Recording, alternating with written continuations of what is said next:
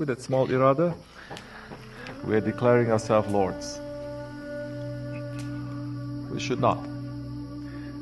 That irada is not ours too, it belongs to Allah. We should return it. So the Naqshbandi way, it is to return everything to Allah subhanahu wa ta'ala. Subhanahu wa ta'ala has created us, put us into this world to know Him. What is stopping us from knowing Allah subhanahu wa ta'ala? What is stopping us from the reason of our creation is our ego, nothing else. And that ego, you cannot control it with knowledge.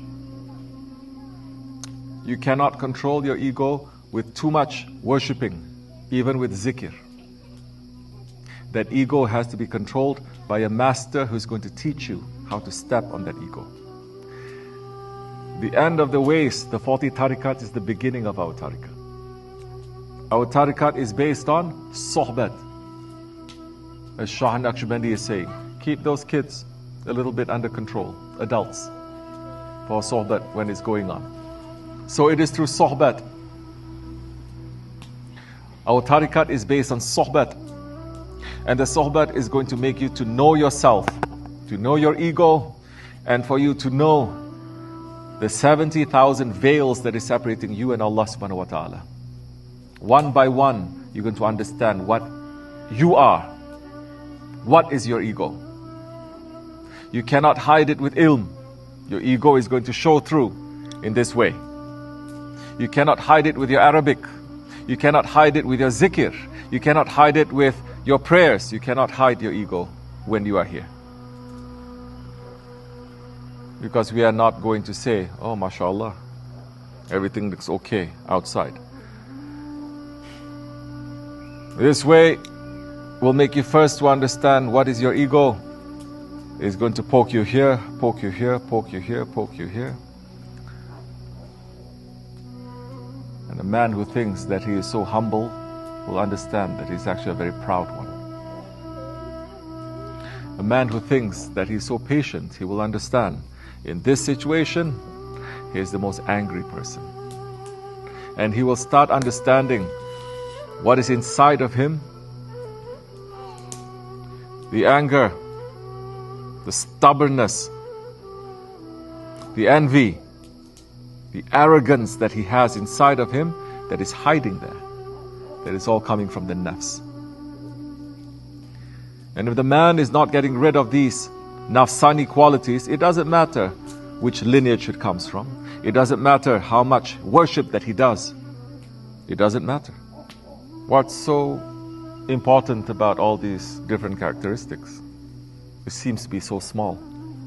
I'll tell you how small it is. This is what makes a man to declare himself Lord. This is not only a hidden shirk, it is a hidden shirk and you are worshipping to yourself. And it is the biggest shirk.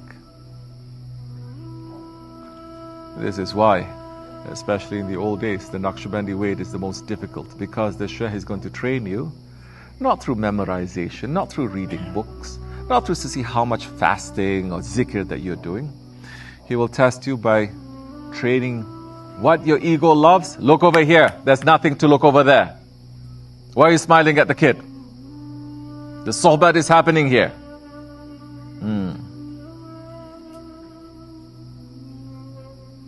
Yeah.